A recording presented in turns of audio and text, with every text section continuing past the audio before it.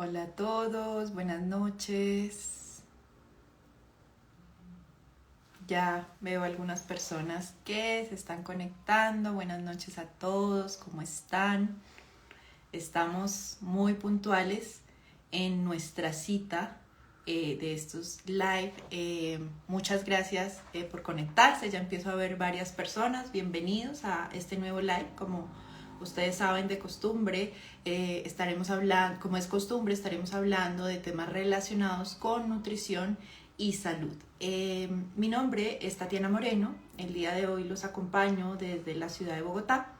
Yo soy especialista clínica de la división Victus Nutrición para Megalabs USA y hoy tenemos un live muy interesante acerca del rol de la microbiota en la salud intestinal, ya que como sabemos cada vez contamos con más información acerca de la importancia que tienen los microorganismos en esa regulación de la barrera intestinal y además de la relación que existe entre esa microbiota y la salud, o por el contrario, cómo las alteraciones pueden estar relacionadas con diferentes condiciones o patologías. Para abordar este tema, hoy tenemos a una invitada muy especial. Voy a chequear si ya nos acompaña. Voy a aceptar.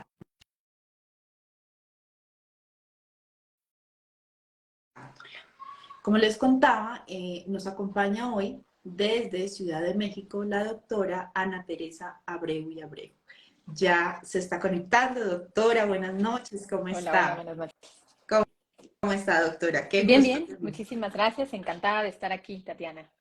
No, doctora, voy a presentarla y luego ya entramos en materia para hablar de nuestro tema. Les estaba contando a todos los que nos acompañan en este momento. La doctora Ana Teresa Abreu y Abreu es médico cirujana de la Universidad de La Salle. Ella cuenta con una especialidad en gastroenterología del Instituto Mexicano del Seguro Social en México, posgrado en neurogastroenterología y motilidad gastrointestinal por el Instituto Nacional de Ciencias Médicas y Nutrición Salvador Subirán en México también. Es miembro fundador de la Sociedad Iberoamericana de Microbiota, Probióticos y Prebióticos y también es miembro fundador y actual vicepresidente de la Sociedad Mexicana de Microbiota, SOME. Bienvenida, doctora Abreu. Muchísimas gracias por acompañarnos. Muchísimas gracias a ti, Tatiana, por podernos facilitar a ambas partes, por supuesto, esta vía de comunicación, de información basada en la evidencia científica. Encantada. Yo debo confesar que estoy muy emocionada porque Yo tengo también. la oportunidad hoy de hacerle todas las preguntas que se me ocurran de este tema tan fascinante que es la microbiota y que, como menciona la doctora, estos espacios donde se puede llevar información de valor son definitivamente muy importantes, ya que debemos sacar provecho de las redes y de la tecnología, pero para justamente llevar mucha información de valor. Bueno, entrando en materia, doctora, yo quisiera, a manera de marco conceptual y de dar esta apertura a este tema tan importante, que nos pudiera contar cómo se define como tal esa microbiota o cuáles son esas microbiotas importantes para Bien. ir dándole curso a nuestra conversación. Bien, bueno, cuando hablamos de microbiota suena micro chiquito. Realmente es la presencia, es un ecosistema basado en la presencia de distintos microorganismos y los tenemos perfectamente bien identificados en bacterias, virus, hongos, arqueas y protozoos, que de forma conjunta y dinámica habitan un nicho ecológico que puede ser la piel, puede ser la vagina, puede ser el tracto respiratorio, puede ser el ojo, puede ser el tubo digestivo. Cuando hablamos de la microbiota intestinal, estamos hablando de estas bacterias, virus, hongos, arqueas, protozoos que habitan nuestro intestino. Y dentro del tracto digestivo tenemos microbiota oral, microbiota esofágica, microbiota gástrica, microbiota intestino delgado y microbiota a nivel del colon. Las tenemos o tenemos alojados esos microorganismos que están de forma simbiótica con nosotros, como simbiontes, porque realmente ellos trabajan para nosotros y hacen que nuestro cuerpo trabaje. Favorece o estructura el funcionamiento en base a la producción de aminoácidos, de ácidos grasos de cadena corta, de vitaminas, de neuropéptidos, de neurotransmisores, de moléculas que llamamos citocinas, que pueden ser pro y antiinflamatorias, depura o promueve la presencia de toxinas de nuestra dieta. Y todo eso tiene órganos blancos que por torrente sanguíneo desde el intestino llegan al corazón, al hígado, al cerebro, al tejido graso, al hueso, a los riñones. Realmente trabajan para nosotros y establecen estos famosos ejes: microbiota intestino-cerebro, microbiota intestino-pulmón, microbiota intestino cardiovascular, microbiota intestino-hígado, microbiota intestino-hueso, microbiota intestino tejido adiposo. Todo esto tiene que ver, piel, por supuesto, tiene que ver con esa presencia de esos bichitos, por llamarlos de otra forma, que habitan nuestro intestino. Bueno, y esto que nos comenta, además, yo siento que muchas veces uno piensa en microbiota y como que de una vez, porque además diríamos que se habla mucho actualmente de la microbiota, pero a veces uno habla de microbiota y como que automáticamente se va a microbiota intestinal. Como Claro. nos indica la doctora, cuando hablamos de microbiota hablamos a nivel de todo nuestro cuerpo, o sea, realmente estamos habitados por Te voy a microorganismos. dar un dato bien puntual en los hallazgos bueno, más bien, más que en los hallazgos, en lo que se ha evidenciado sobre el conocimiento de la microbiota. Tienes toda la razón. Siempre pensamos microbiota intestinal, pero hay que entender que tenemos microbiota en todo nuestro cuerpo. Eh, para que ahora pensemos en la fecundación, parece ser que un determinante también de esa información genética que se selecciona de un óvulo y de un espermatozoide tiene que ver de otras condicionantes. Por ejemplo, el ambiente de la microbiota vaginal, cervical, en particular en el momento de la concepción, o de las bacterias que están acompañando al líquido seminal fecundador. Imagínate de lo que No, estamos hablando. claro, porque además antes era como que hasta antes del nacimiento estábamos hablando de un proceso completamente estéril y ahora hay un montón de información que nos muestra cómo incluso, como menciona la doctora, desde la fecundación vamos a tener toda esta intervención de estos microorganismos y que definitivamente es un mundo fascinante y creo Así. que todos los días surgen miles de artículos, pero también miles de preguntas y mucho por investigar en este campo. Puntualmente, doctora, y como nos hablaba de la microbiota intestinal, podríamos decir de alguna manera que así como tenemos a nivel oral o a nivel de intestino delgado, grueso, hay alguna diferenciación en cuanto a la importancia que puede tener esa microbiota o a lo mejor si a cierto nivel del tracto gastrointestinal es más Sí, abundante, claro. es más importante y tiene más funciones? Sí, claro. Bueno, siempre tiene funciones. La digestión empieza en la boca. Cuando nosotros comemos y masticamos un alimento, lo estamos contaminando de nuestras bacterias que están en el ambiente oral y también le estamos incorporando enzimas, por ejemplo, amilasa salival. Pero a lo que voy es que todo el tracto digestivo debe tener microorganismos. Cuando alguien tiene cáncer de colon o tiene predisposición genética para cáncer de colon, tiene una bacteria muy particular en la boca que se llama Fusobacterium nucleatum. Y si la tienes, si tienes la carga genética, las posibilidades de que expreses el cáncer de colon es muy alta. ¿Cómo es que estamos colonizados en el tubo digestivo? En la boca, bueno, decimos que dividimos habitualmente el tubo digestivo en tubo digestivo alto y bajo. El tubo digestivo alto, que es la boca, el esófago, y prácticamente parte de todo del saco, que es el estómago, suele tener más bacterias que están caracterizadas o catalogadas como bacterias gram positivas o como bacterias aeróbicas, porque están en contacto con el aire y por lo tanto con el oxígeno. En cambio, en el tubo digestivo bajo vamos teniendo más bacterias anaeróbicas o gram negativas. No quiere decir que desaparezcan las gram positivas, pero disminuyen en su proporción, se incrementan las anaerobias facultativas o anaerobias estrictas que llamamos o gram negativas y curiosamente tenemos menos bacterias en la boca y muchísimo más bacterias en el colon.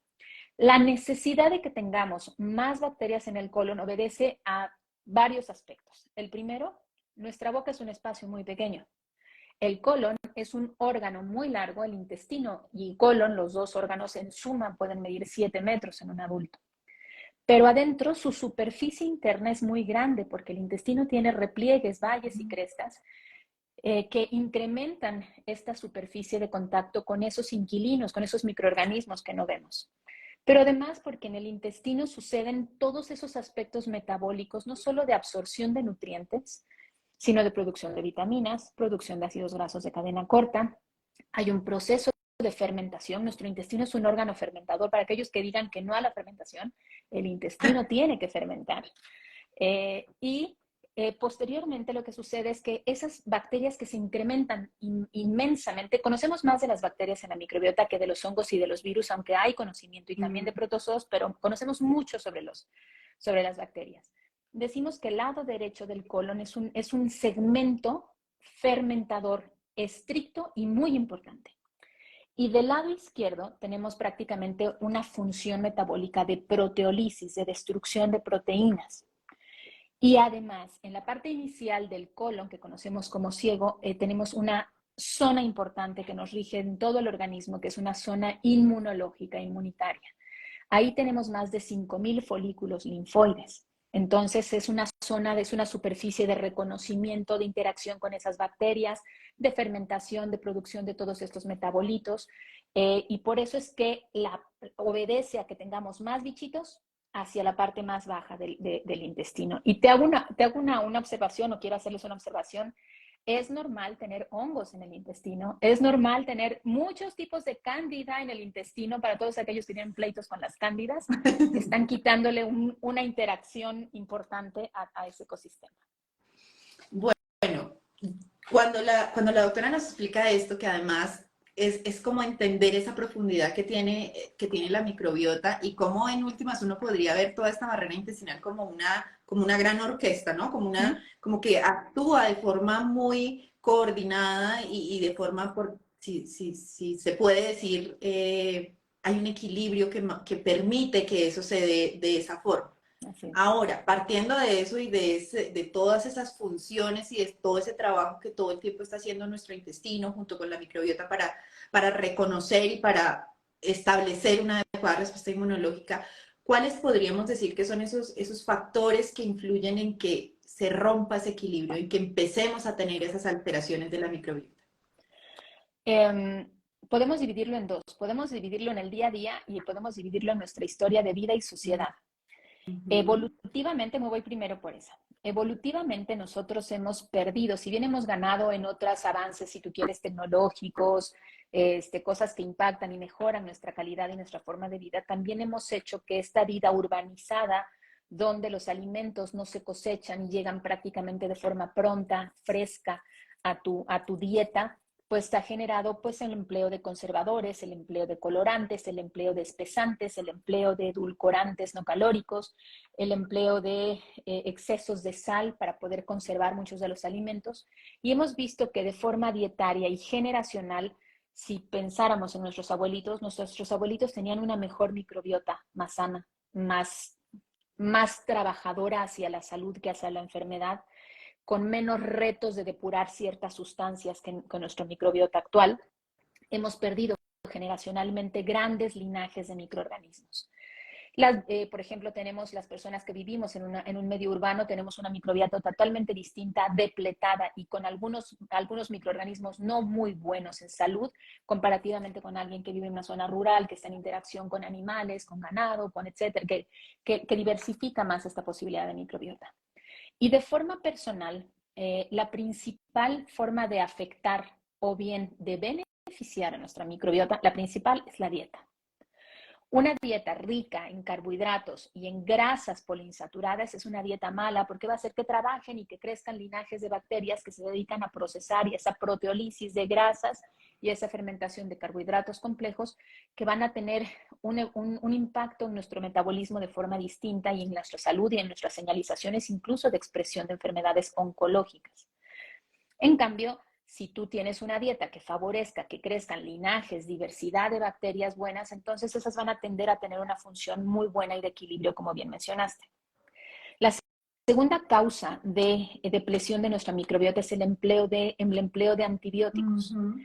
El empleo de antibióticos, sobre todo sistémicos, que pasan al torrente sanguíneo, que por sangre llegan y nutren esos 7 metros de individuos, de metros de intestino, perdón, en un individuo, va a hacer que se vayan algunas bacterias malas, o muchas de las malas, o la mala que se quiere matar en algún momento por el empleo del antibiótico, pero se van cualquier cantidad de microorganismos buenos que rompen ese equilibrio. Y, por supuesto, tener alguna enfermedad, una gastroenteritis infecciosa y en menores grados. En menor grado, viajar, a veces cuando cambias de clima, de latitud, de zona geográfica, cambia lo que comes. Y eso también impacta, a veces crecen un poquito más las colibacterias y esos son los factores que ubicamos como los que generalmente pueden romper ese equilibrio microbiano. Ahora, eso individual, traspólalo a distintos escenarios de vida. Si una mamá embarazada está consumiendo antibióticos, come mal, más grasas, más azúcares complejos, esa microbiota y esa información de ella, que va a mandar los elementos de nutrición y de producción metabólica desde la microbiota de ella al bebé, ya van mal. Si además el bebé nace por cesárea, en vez que esté en contacto con todas esas bacterias que están en el canal vaginal y cercanas al ano y que son muy importantes para ese primer contacto inmunitario y de colonización del bebé, pues también ahí vamos mal. Y si además el bebé tiene, no sé, algún proceso infeccioso en sus primeros meses de vida, días de vida u horas de vida, y les dan antibiótico sistémico, imagínate. Entonces, este deterioro que hemos, o sea, que hemos implementado o sea, no es que los antibióticos sean malos, sino que nos han salvado de escenarios, pero a veces las implementaciones excesivas o no fortalecer y proteger ante su empleo a la microbiota son las que te generan en esta historia, como abarcamos historia evolutiva e historia personal, de tener una afectación en tu microbiota.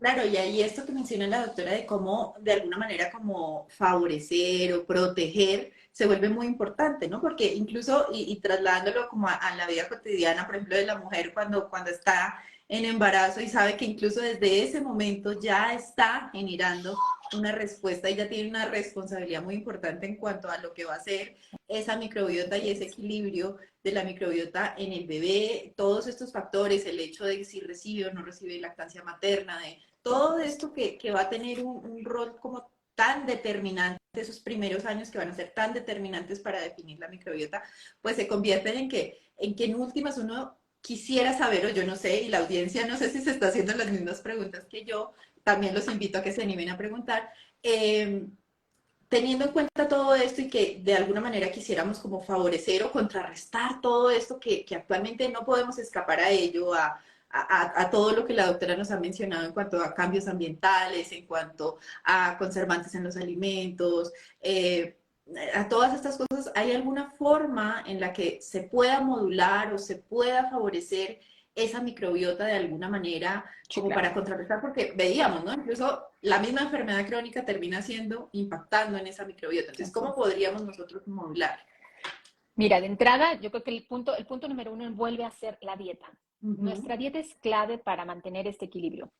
Quisiera antes mencionar cómo es que están esas microbiotas. Por ejemplo, tú me dijiste que estás en Colombia.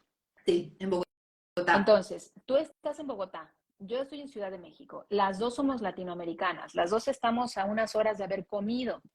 Y a lo mejor yo comí una sopa con verduras, unos huitlacoches, no sé si los conoces, No. que es un honguito que crece en el maíz, una proporción de carne, y de postre a lo mejor, bueno, el postre fue una calabaza, que además un dulce de calabaza en tacha, que tiene lo que ustedes llaman panela, que es el piloncillo para nosotros en México, el azúcar morena, pues. Entonces, es una dieta de alguna u otra manera equilibrada, pero a lo mejor tú tenías el compromiso de este live y dijiste, voy y me como una hamburguesa, voy a poner un ejemplo, y O me una tomo empanada. una empanada, exacto, mejor la hamburguesa, y me tomo una Coca-Cola. O sea, bueno, o sea, y qué es la diferencia, no es porque lo tuyo haya sido malo y lo mío haya sido bueno, sino que el aporte nutricional de los elementos que tú y yo le estamos dando a nuestro organismo es totalmente distinto. Eso va a hacer que esos elementos van a entrar y la microbiota que tengamos en orden o en desorden y solo con esa dieta, imagínate todo lo que somos en nuestra historia de vida con todos nuestros alimentos, va a hacer que si yo tengo muchas bacterias buenas, van a decir, bueno, fermentamos estas verduras, este carbohidrato de la calabaza, comemos el huitlacoche, la proteína, todo se va a una vía metabólica muy buena. Pero si yo acabo de recibir antibióticos o acabo de pasar un proceso infeccioso, mi microbiota está en desorden. Y por muy bueno que haya comido yo hoy, en este momento, eso sí va a fortalecer a mi microbiota, pero sigues entrando en un elemento de desorden. En cambio, vuelvo a tu persona. A lo mejor tú hoy hiciste la comida rápida, pero tú vienes con salud, haces ejercicio, no fumas, tienes una dieta muy equilibrada, desayuno, comida y cena, y solo fue hoy que te comiste una dieta de desorden. Tu microbiota va a estar en más orden que el mío, aunque yo ya haya comido bien. Y entonces va a extraer los mejores alimentos de esa hamburguesa. A lo mejor no va a ocasionar mucho estrago lo que pudiese tener ese refresco de cola, porque finalmente tu microbiota está en mejor orden que el mío. Eso es lo que sucede en nuestro día a día. Si te fijas, es la dieta sí, pero no es la dieta de hoy. Es tu historia de cómo vas comiendo al cabo del tiempo, desayuno, comida y cena. El segundo es el estilo de vida, el ejercicio, una vida sana, digo, disminuir los agresores como son alcohol, insisto, edulcorantes no calóricos, espesantes, emulsificantes, sales, hacer ejercicio, no fumar, todo eso va a ayudarte. En cambio, una persona que come bien, desayuna, come y cena, pero tiene una vida sedentaria, fuma, toma alcohol, pues por muy bien que coma, no va a tener una respuesta metabólica a favor. Entonces, todo es parte de un contexto dinámico, como esta orquesta que bien dijiste. Entonces, la dieta, tu estilo de vida, no agredirla con antibióticos. Y no quiere decir que nunca uses antibióticos. Quiere decir que si tienes una infección que amerite tratamiento antibiótico, una antibiótico terapia, se seleccione, el médico debe seleccionar el mejor antibiótico para el espectro de esa infección. Debe ser usado en el menor tiempo posible el esquema antimicrobiano y siempre debe protegerse con un probiótico antibiótico resistente. No todos los probióticos tienen esta virtud de ser antibióticos resistentes. ¿Qué va a hacer? ¿El antibiótico llega por sangre? ¿Se lleva bacterias malas? Pongamos ejemplo una salmonela, se la lleva. Pero resulta que se quedan unas colibacterias ahí, no se las llevó el antibiótico y entonces estas crecen más. Y es muy común que en ese llevarse a malas y a muy buenas, porque se llevaron actinobacterias, bífidos, lactobacilos, se las llevaron también junto con esa salmonela y crecieron más los enterococos, pues se comportan como de ser microorganismos que estaban aplacados porque todo el demás contexto era de orden, hay un proceso infeccioso, se desordenan, desaparecen las buenas, que son los vigilantes, y hacen un desastre en tu intestino y te ocasionan un escenario clínico que llamamos diarrea asociada a antibióticos. O el riesgo potencial de una infección por Clostridioides o Clostridium difficile, que es un microorganismo que se presenta después de haber usado esquemas antimicrobianos. Y esto a cualquier edad. O sea, de un niño que recibe antibióticos hasta un viejito. Claro. Entonces, prácticamente te diría que es comportarnos como Homo sapiens sapiens, en dieta, comer todos los grupos alimentarios, fibras, frutas, verduras, cereales, leguminosas, cárnicos en adecuada proporción, sin exageración, prácticamente todos los grupos dietarios y además y comerlos de forma sana y no agregarle cosas o sustancias nocivas.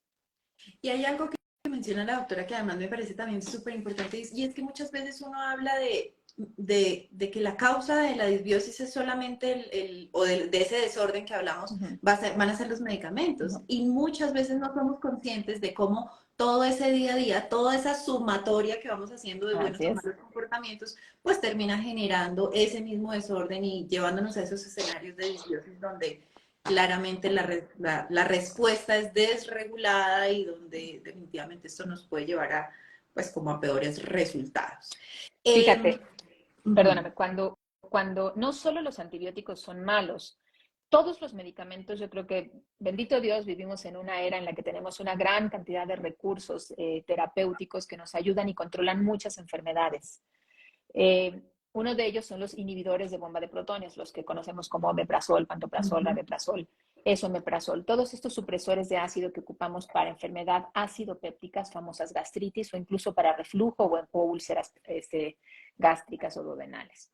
Pero el uso excesivo también de inhibidores de bomba de protones también te condiciona la posibilidad de que esas bacterias que se morían en el ácido gástrico, algunas son permeables de siempre, pero algunas malas que tu ácido gástrico mataba, al neutralizar el ácido, pues pasan y colonizan el tubo digestivo bajo, en concreto el intestino delgado, y entonces surgen escenarios como sobrepoblaciones bacterianas intestinales. No son bacterias malas, no te están causando enfermedad, pero solo están, en vez de que sea una colonia de 10 inquilinos, es una colonia de 1 millón, y entonces van a ocasionar estragos en ese proceso de fermentación y en todas estas vías metabólicas. Ahí la importancia de que esa microbiota esté lo más ordenada posible. Hay una pregunta que creo que se me pasó porque hay varios comentarios también, pero nos preguntaban algo acerca de cómo el alcohol puede afectar a la microbiota. Ah, Bueno, no es que el alcohol afecte directamente a la microbiota, esto no es así. El alcohol es una molécula que se acaba convirtiendo, las moléculas de azúcar se acaban convirtiendo en polioles y eso favorece que el tránsito intestinal sea más acelerado y bueno, quien me haga la pregunta puede ubicar perfectamente que cuando toma alcoholes, sobre todo estos que tienen fermentos de bases azucaradas o de azúcares, van a tener más diarreas o van a evacuar más suelto que su habitual cuando toman el alcohol. Y esto es por esa presencia de esta estructura, todo lo que entra a nuestro organismo tiene una estructura química. Esas estructuras de los polioles suelen funcionar o trabajar exactamente igual que los edulcorantes no calóricos, son gordotas, jalan agua del intestino y entonces te laxan y tienes diarreitas. Y además cuando toman alcohol dicen, es que fue la carne, fue el pescado, fue el no sé qué, pero no dicen fue porque me tomé tres cubas, ¿no? O sea, y es por eso. Eh, no le afecta directamente. En personas que tienen un hábito etílico ya grave, que tienen un problema de alcoholismo, tienen depleciones de sus bacterias y de producción en concreto de la vitamina B1. Y la vitamina B, también es una vitamina que tiene interacción y trabajo con nuestra microbiota intestinal. Entonces, estar depletados en eso, ya estamos hablando de un escenario grave, pues finalmente también va a repercutir en funcionalidades de la microbiota. Pero no es que el alcohol lastima tu microbiota, es que, digo, o sea, van a haber cursos clínicos dependientes de estas moléculas que están entrando a tu organismo. ok, hay una pregunta, doctora, que de hecho me da pie para lo que quería preguntar posteriormente, y es que nos preguntan si el yogur también se considera por presencia de lactobacilos. Entonces yo justamente a eso iba ayer, considerando estas formas que podríamos tener de modular la microbiota. Quisiera que nos contara y que nos aclarara todos esos conceptos que incluso para muchos de nosotros pueden ser Están medio confusos. difíciles de establecer cuando hablamos de prebióticos, probióticos, simbióticos, posbióticos, todos estos Así es. bióticos. ¿Cuál es el rol que tienen o cómo entran aquí en esta historia? El yogurt, de acuerdo a la Asociación Científica Internacional de Probióticos y Prebióticos, el ISAP, por sus siglas en inglés, es un alimento funcional. Y les cuento qué es el yogurt. El yogurt es el fermento o el cultivo de dos bacterias que están presentes en esos búlgaros que tienen Lactobacillus acidophilus del Bruecky, Streptococcus thermophilus salivarius. Les ponemos leche entera, y estas bacterias no solo se comen la leche y desnatan, se comen la lactosa, sino que producen un fermento.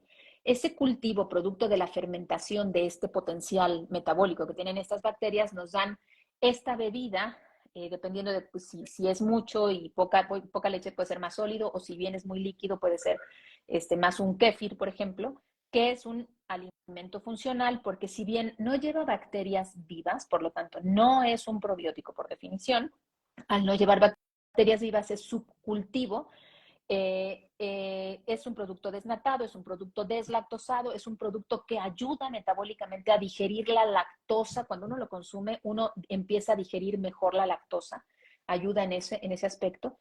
Y sí, el yogur puede ser un alimento probiótico cuando ese cultivo está añadido con una bacteria probiótica, una bacteria viva que en cantidades adecuadas confiere un beneficio a la salud. Y eso es cuando vemos estos yogures comerciales que dicen un nombre largo de un microorganismo que está presente en ese yogur, que habitualmente, bueno, es género, especie y una identidad de cepa. Ese sí es un producto, un yogur probiótico. En los yogures hay que tener cuidado en estos elementos. Cuando el yogur pierde su cadena de frío, como es un fermento, suele estar más fermentado y tú ingieres un producto con más fermento que puede generar un poquito más de gas. O bien si pierden su cadena de frío, la presencia del probiótico o del cultivo, bueno, más básicamente del yogur probiótico, pierde la presencia de ese microorganismo. Eso también es aplicable a estos alimentos que son productos comerciales de fermentos azucarados. Si se pierde la cadena de frío, se muere esa bacteria que sí está presente como un alimento probiótico. Ok, bueno, y ahí ya empezamos a entrar en aguas un poco más profundas, digo yo, porque ya la doctora nos empezó a hablar de género, de especie, de cepa, y Ok, creo que es algo bien importante, muy. porque muchas veces sí hablamos de probióticos, pero ¿cómo identificar adecuadamente un probiótico? Porque además ya las Va. preguntas que nos empiezan a hacer es como, ¿cuáles probióticos tienen evidencia, a lo mejor en diarrea, a lo mejor relación con obesidad, con alteraciones metabólicas? Entonces, ¿cómo identificarlos adecuadamente? Mira, voy a ponerte un ejemplo y un ejemplo humano. Tú eres muy buena en nutrición, Mariana, y yo soy muy buena en gastro. Tus habilidades para el deporte son mejor, por poner, no conozco, pero vamos a ponerte la virtud de que eres muy buena para el voleibol. Y yo soy buena, que no es cierto, soy buena para el tenis. Pero me ponen a jugar voleibol o a ti te ponen a jugar tenis y no desempeñamos la misma función. Si a ti te ponen a hablar de gastro, vas a saber cosas de gastro porque estás familiarizada con el tema, pero no la profundidad o no la fineza. Lo mismo a mí si me ponen a meterme en un área de nutrición, en un aspecto muy fino, por supuesto que no lo voy a saber. Lo mismo sucede cuando hablamos de estos microorganismos, de los que te venden o comercializan como probióticos. Punto número uno, identificar el probiótico es un aspecto muy importante. Yo tengo una norma genérica que es sumamente aplicable. Siempre, siempre son más factibles que sean verdaderos probióticos los productos que son de industria farmacéutica a diferencia de los que son de industria nutricional. La razón es porque los de industria farmacéutica tienen que tener regulaciones por un organismo, por ejemplo, americano como la FDA, que le da una categoría GRAS, de que son garantes de su uso, que son seguros, o un organismo sanitario como la EFSA, que es el organismo europeo de alimentos y medicamentos, que te dan una categoría para estos elementos que son suplementos de categoría QPS, de Quality Product Safety. Estos QPS y GRAS son los que te dicen, sí, yo te voy a vender como un suplemento, pero detrás de ti, yo ya sé que hay toda una cantidad de estudios que me dicen que tu presencia en el intestino, no afuera, en el intestino, van a provocar este beneficio. La definición de probiótico es un microorganismo vivo, y yo le agregaría que bajo identidad de cepa, en la cantidad correcta, administrado en la cantidad correcta, ejerce un beneficio bueno en la salud del hospedero.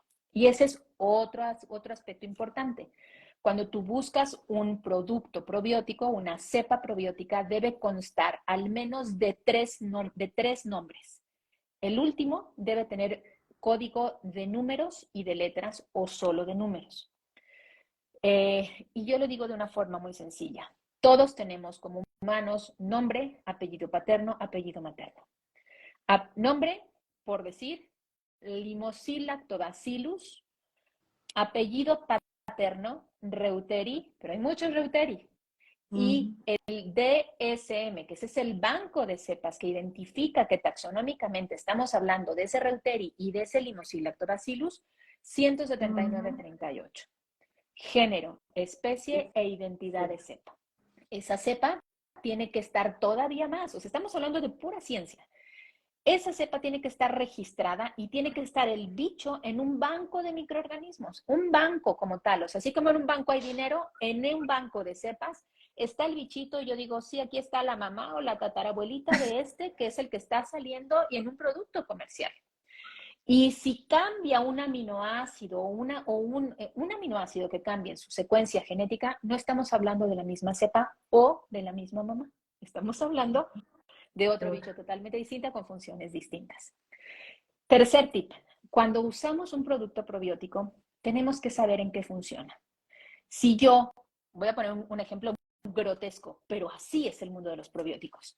Si yo me tomo fíjate bien, si yo me tomo oral un óvulo probiótico vaginal, no me va a funcionar para lo que yo necesito.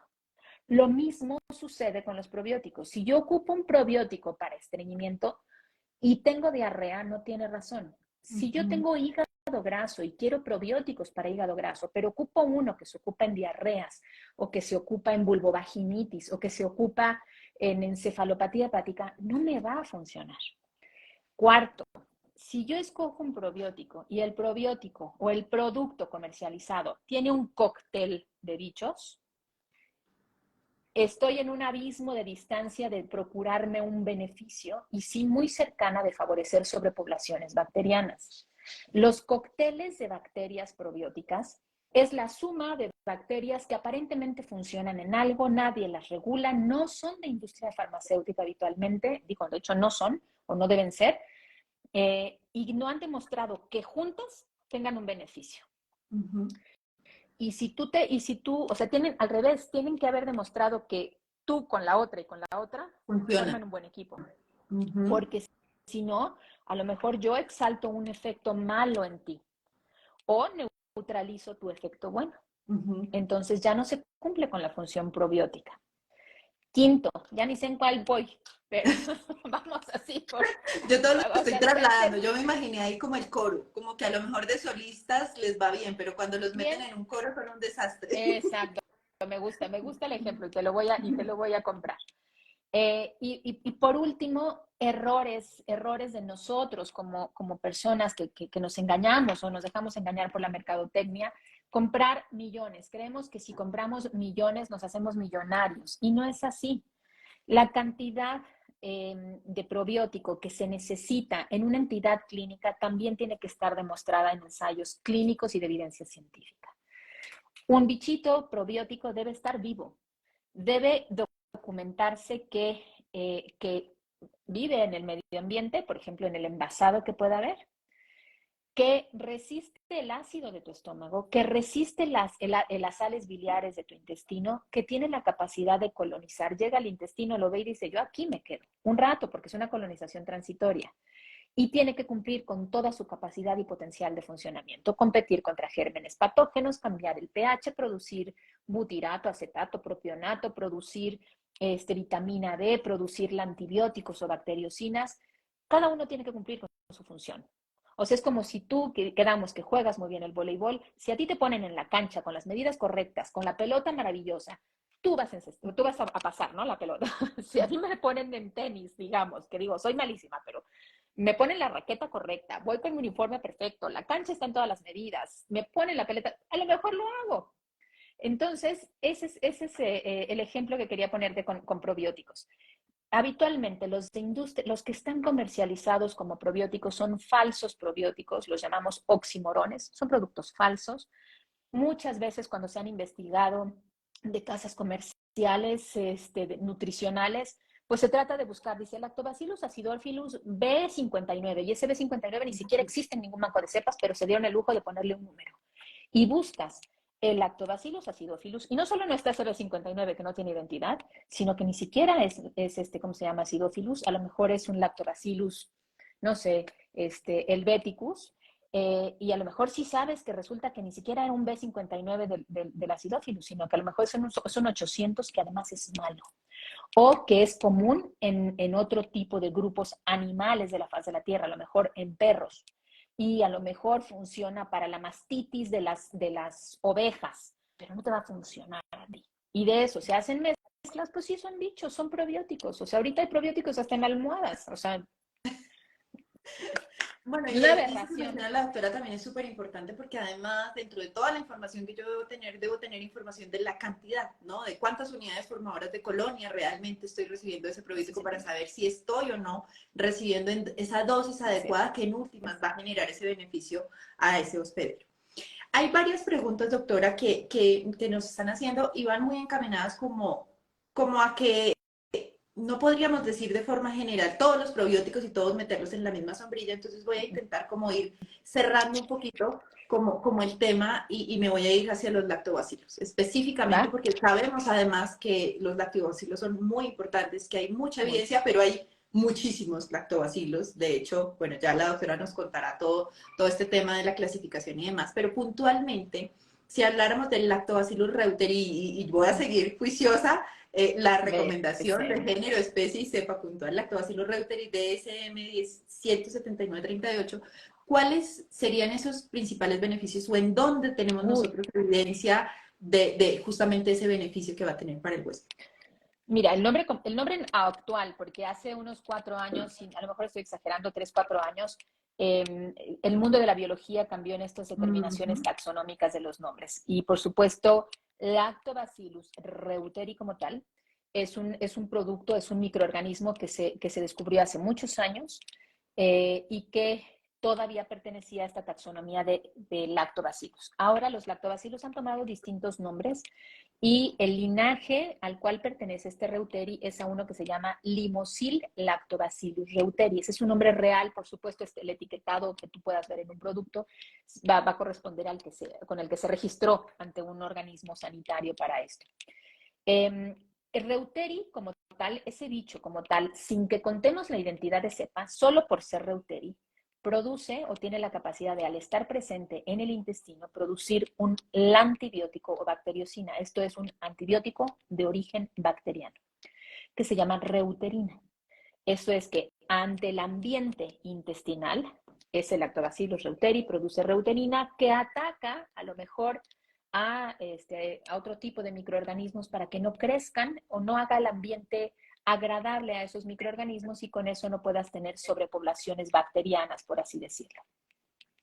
Además, como bacteria, como microorganismo probiótico, está asociado a la producción de ácidos grasos de cadena corta que ayudan en la permeabilidad intestinal, fortalecen la barrera epitelial intestinal, que ayudan, por supuesto, a que ante la integridad la información que pase la presencia, o sea, si vemos, os hago el dibujo, si esto es un intestino, en el interior están no solo residuos alimentarios o alimentos, sino también están todos esos ecosistemas intestinales y inmunoglobulinas y las enzimas que digieren a los carbohidratos y enzimas digestivas, pues resulta que la presencia de este lactobacillus reuteri favorece que haya un impacto en el pH intestinal y con eso también disminuya la posibilidad de que hayan microorganismos que llamamos patobiontes. Patobiontes quiere decir que no son patógenos, que son habitantes que pueden tener una conducta mala, pandilleros, si las circunstancias de los otros amigos están Se presentes. dejan influenciar, Se sí, dejan sí, son influenciar esos que te y dejan entonces te influenciar generan.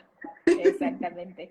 Entonces, esto de limosil lactobacillus, de reuteri, la reuterina, el cambio y el impacto en el pH, el fortalecimiento de la barrera intestinal, hace que lo que sucede en ese interior del intestino pase a nivel de la barrera intestinal por vías adecuadas, esto es por un paso entre las células o a través de las células, lo llamamos transo paracelular, y haya una producción de citocinas antiinflamatorias, de proteasas, de quimoquinas, son sustancias que tienen funciones metabólicas y también de neuropéptidos y de neurotransmisores. Sabemos que ya no reuteri, sino lactobacillus son grandes productores de neuropéptidos y de neurotransmisores, como son ácido GABA-aminobutírico, como son acetilcolina, entre otros. ¿Qué más? Sabemos que compiten en el terreno intestinal contra otros gérmenes patógenos, o sea, no solo es la competencia por bacteriocinas y por cambio de pH, sino también diciendo, aquí yo me quedo y tú, este es mi lugar, este es mi espacio y esta es mi casa. En el espacio físico, y todos estos son virtudes que ayudan a que el potencial metabólico del Lactobacillus reuteri funcione. En cuanto a identidad de cepa, es muy importante porque tenemos cualquier cantidad de evidencia científica a lo largo de los años de cómo tiene aplicaciones clínicas, por ejemplo, en sobrepoblaciones bacterianas intestinales, en diarreas agudas, sean virales, parasitarias, bacterianas, en ser también antibiótico resistente Esto lo puedes administrar a la par o después de haber usado antibióticos para quitar este riesgo de adquirir clostridioides difficile o de desarrollar diarreas asociadas a antibióticos. Tiene estudios en síndrome de intestino irritable, más en aquel que es con predominio de diarrea que con estreñimiento. Tiene estudios, muchísimos estudios en inmunidad, recordando que el intestino es un órgano inmunitario, es el órgano inmunitario número 1 de nuestro cuerpo y exalta la producción de linfocitos T y de los linajes de linfocitos T y B, perdón, y hace que haya un adecuado, ¿cómo se llama? Que se lleve a cabo todo este reconocimiento inmunitario y que tengas defensas. Te puedo decir te diría que es por no decir otro, porque no ubico otro que tenga tal cantidad de estudios en el grupo más especial y más vulnerable de la vida, que es en el recién nacido. Es una cepa, esta DSM 17938, que tiene estudios en enterocolitis necrosante, en cólico del infante. O sea, te estoy hablando de que sí nos funciona la diarrea de cualquier edad, pero te funciona en ese organismo nuevo, chiquitito, Vulnerable, por decirlo de delicado, alguna manera. vulnerable, que es un bebé. Imagínate nada más. Entonces, es una cepa probiótica que tiene cualquier cantidad de estudios perfectamente documentados. Te diría esto: de beneficio en la barrera intestinal, competencia contra gérmenes patógenos, tiene estudios demostrados en que disminuye esta inflamación de bajo grado que la vemos asociada a la permeabilidad intestinal, esta actividad inmunitaria, el alivio de síntomas en distintas entidades clínicas. Te mencioné diarrea, sobrepoblación, síndrome de intestino irritable, produce ácidos grasos de cadena corta. Entonces todo esto tiene que ver mucho, incluso tiene estudios con otra asociación de un segundo reuteri, otro lactobacillus reuteri que pertenece a otro que es el ATCC 6471, que también tiene estudios, por ejemplo, incluso en erradicación del Helicobacter pylori. Entonces, es un bichito muy lindo, muy lindo, con muchísima evidencia científica de años, ¿eh? Bueno, yo sabía además, doctora, que con esa pregunta íbamos a responder como 3 o 4 que venían por ahí, que de alguna manera nos preguntaban evidencia, por ejemplo, para diarrea o cuál podían utilizar en conjunto o después del antibiótico, que eso es súper importante porque surge esa duda, ¿no? Estoy dando antibiótico, ¿puedo dar al tiempo el probiótico o tengo que A la par. prepararlo por esa A la antibiótico par. resistencia que va a tener el probiótico? Mira, esto es, vas a escuchar, por ejemplo, esta misma pregunta me la han hecho en distintos foros.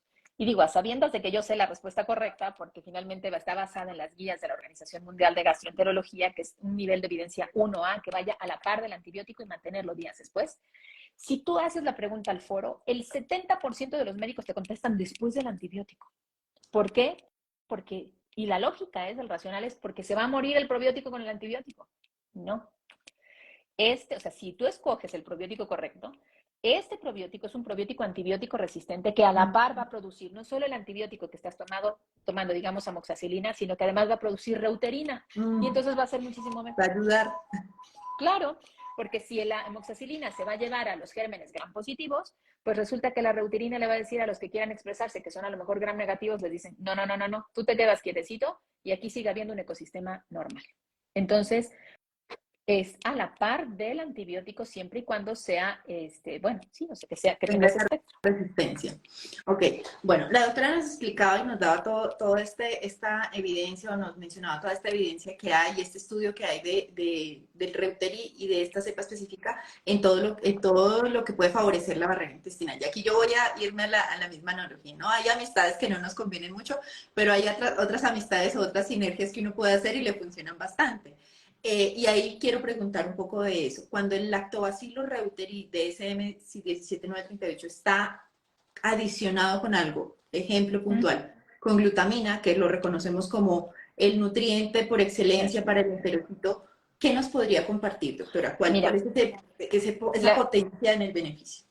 La glutamina, si se ponen ahí a investigar en Google ahorita, van a encontrar que la glutamina es muy empleada en deportistas. La glutamina es un aminoácido no esencial, es una de sus características, así es como un aminoácido no esencial, que tiene funciones muy particulares, desde cosas que tienen que ver con el origen de la vida, porque en sus codones es un referente, la glutamina en el código genético que tenemos, es un referente en esos codones. Pero me refería a los deportistas, o retomo este aspecto de los deportistas, porque la glutamina se encuentra en un 60% de nuestra masa muscular. A partir de los 40 años perdemos masa muscular. inevitablemente. Si haces ejercicio, la pierdes menos que alguien que no hace ejercicio. Y por supuesto, bueno, y de hecho hay estudios donde se ha demostrado que a más pérdida muscular, y tú ahí me ubicarás o te ubicarás perfecto en el escenario clínico de los pacientes que son hepatópatas, que hacen encefalopatía hepática, hacen más encefalopatía o tienen más neurodegeneración, enfermedades neurocognitivas, aquellos que tienen masas musculares más pobres que aquellos que tienen una buena masa muscular. Entonces, la glutamina es un aminoácido no esencial que está relacionado con el metabolismo de distintas funciones, incluyendo funciones cerebrales. Tiene que ver con el rendimiento, te ayuda en situaciones de estrés, es un muy buen combustible preferido por las células intestinales, como tú lo mencionaste, y está en escenarios clínicos de diarrea, ayuda a contrarrestar la permeabilidad intestinal y la propia diarrea como tal. Favorece, por ejemplo, en estados críticos, hay estudios de la glutamina en estados críticos, pacientes que están en terapia intensiva, que recuperan, no pierden masa muscular, recuperan sus funciones fisiológicas más rápido, tienen un menor deterioro, se ha asociado a a que toleres menos el cansancio físico y por lo tanto tengas un mayor rendimiento físico, por eso es que muchos de los deportistas suelen usarlo. Te puedo decir que como elemento de adición es muy bueno. El producto que tú mencionas es un producto que nosotros ocupamos invariablemente en diarreas agudas, pero también en diarreas crónicas, en esas que implican mala absorción de nutrientes. Entonces, esta adición de glutamina es muy favorecedora para la asociación con Reuteri DSM 17938. Claro, y que además ahí, como menciona la doctora, cuando se administra por vía oral o enteral, digamos que está descrito como justamente su principal acción va a ser más local a nivel de ese enterocito, va a Claro. quedar una gran parte a nivel de ese enterocito, va a contrarrestar ese incremento de la permeabilidad, va a favorecer esa absorción de agua y electrolitos y por ende vamos a ver rápidamente como esa recuperación o nos va a ayudar mucho Sí, en ese claro. reacondicionamiento de ese intestino que está, digamos que está alterado por estar mucho tiempo sin vía oral o muchas veces por todas las alteraciones que llevan Sí, a claro. esa agresión a nivel de la barrera.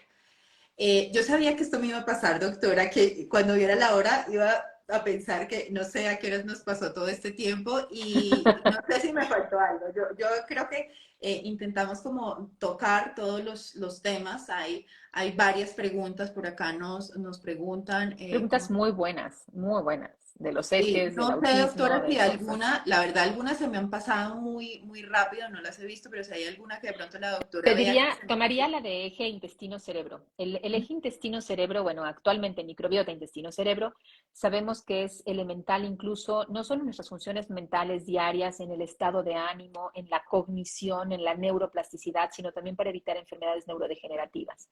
Hay otro grupo de Lactobacillus, en concreto un plantarum en particular, que puede estar, que tiene evidencia científica, por ejemplo, en trastornos de atención, en déficit de atención, ¿cómo se llama? En, en estos chiquitos que están con mucha sí, sí, de como hiperactividad, ¿sí? hiperactividad, síndromes de De hiperactividad hiperactividad. o en ansiedad que funcionan. Y hay otras, hay un grupo de bacteroides que están asociados, porque por ahí estaba la pregunta de autismo, hay estudios con algunos bacteroides frágiles para autismo, pero de momento comercializados, pues en los países es cambiante o sea, la posibilidad de la comercialización. Te diría que no hay probióticos, seguro, no hay probióticos de industrias comerciales, nutricionistas y de así generales que compres, no sé, en Costco, en Sam's, en GNC, o sea, que realmente funcionen como probióticos. Pero mucho menos si estás buscando una entidad clínica que tratar. Entonces, también no caer en la desesperación de buscar algo que te digan que vaya a funcionar si no tiene la evidencia científica en base a su identidad de cepa. Estas bacterias son las que producen todos nuestros neurotransmisores y todos. Y todas dan las órdenes a nuestras glándulas, inclusive a nuestro apetito, a nuestra complexión. Las bacterias son las que producen acetilcolina, noradrenalina, ácido GABA-aminobutírico, dopamina, serotonina. El intestino es el órgano productor, el 95% de la serotonina se produce en el intestino, solo 5% en el cerebro. Por ejemplo, la única hormona que me dirías, bueno, de todas las hormonas no me mencionas, o sea, cortisol no, bueno, es que cortisol no se libera desde el intestino, pero las bacterias le dan la orden al cerebro para que el cerebro le Para, diga a las suprarrenales, libera tal cortisol o disminuye la producción de cortisol, y aunque estés con mucho estrés, tú vas a tener una mayor tolerancia ante el estrés. Entonces, todo, hoy por hoy, tiene que ver con esa microbiota intestinal en el funcionamiento y en los ejes, en las vías metabólicas. Si te vas a una vía de consumo por ejemplo, de cetogénesis o de gluconeogénesis, todo eso va a depender con las vías metabólicas que se desencadenen desde las órdenes de estas bacterias intestinales. La formación, por ejemplo, de placas de ateroma en las arterias cardíacas o cerebrales tiene que ver con la óxido trimetilamina que dio la orden, la bacteria, de que se produjera.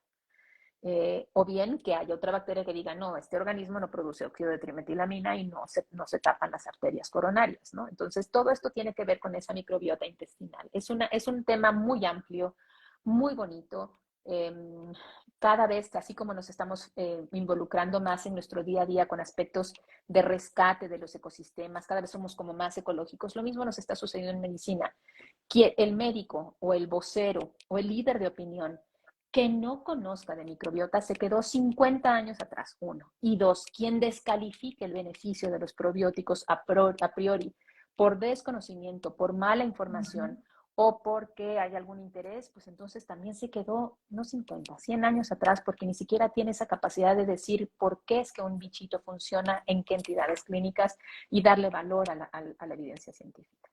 Eso es súper importante, doctora. Creo que parte de lo que definitivamente marca esa diferencia es la rigurosidad con la que se maneja este tema y cómo definitivamente no es como que esa gran sombrilla de los probióticos sirven para todo, sino de identificar cuáles, en qué cantidades, en qué momentos lo podemos utilizar para ciertas condiciones puntuales. Yo creo que vamos a tener que hacer un rol de la microbiota parte 2, doctora. Hay Hagámoslo. muchas cosas que decir.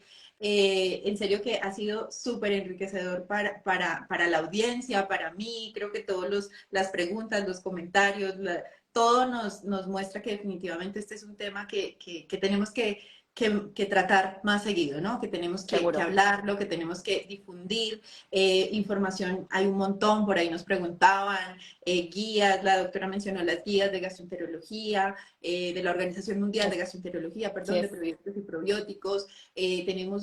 Hay miles de artículos, yo creo que es de lo que más aparece. Si uno en PubMed pone microbiota, es una cosa increíble.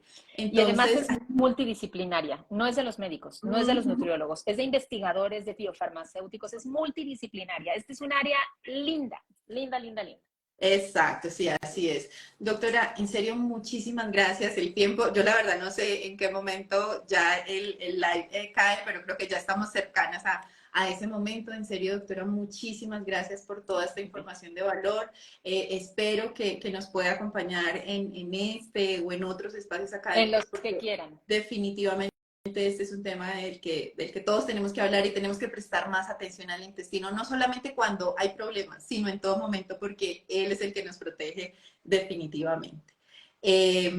A todos los que nos acompañaron en este live, muchísimas gracias. Los que preguntaron si va a quedar guardado, pueden hacer igual también ahí sus comentarios. Recuerden hacernos todas sus preguntas, seguirnos en nuestras redes. Nuestro interés es además llevarles información de valor. No sé, doctora, si quiera mencionar algo de cierre. Solo darte las gracias a todos los que estuvieron presentes, de verdad, 66 personas, de verdad, muchísimas gracias. La verdad es que es un gusto saber que hay un interés auténtico. Y como bien dices, creo que voy a retomar lo que tú bien dijiste, Tatiana, esto es un área que requiere pedagogía. Y si nosotros estamos bien educados en microbiota, no solo vamos a ser buenos médicos, buenos nutriólogos, sino también vamos a ser buenas personas con nuestra microbiota intestinal y vamos a redituar en nuestra salud y vamos a ser buenas mamás y buenos papás porque vamos a ayudar en estos beneficios de la microbiota de nuestra familia también. Y esto debe ser creciente y debe estar basado solo en esto, en evidencia científica. Muchísimas gracias, doctora. Claro que estoy completamente de acuerdo y además estoy súper entusiasmada con que podamos seguir hablando de microbiota, hablando de lo importante que es la microbiota y el intestino. Por ahí preguntan sus redes sociales. Para los que se conectaron tarde, doctora Ana Teresa Abreu, la encuentran allí. Y no sé, doctora, si quiera hacer alguna otra invitación. No, nada más. Nada más. Van a encontrar muchísima información de valor. Cuando googleen a la doctora van a encontrar muchísima información de valor. Muchas gracias a todos los que nos acompañaron y los esperamos en un próximo live. Muchísimas gracias, doctora. Que esté muy bien. Gracias. Un abrazo a Saludos. todos. Lo Un mejor. abrazo. Hasta luego. Chao, chao. Bye.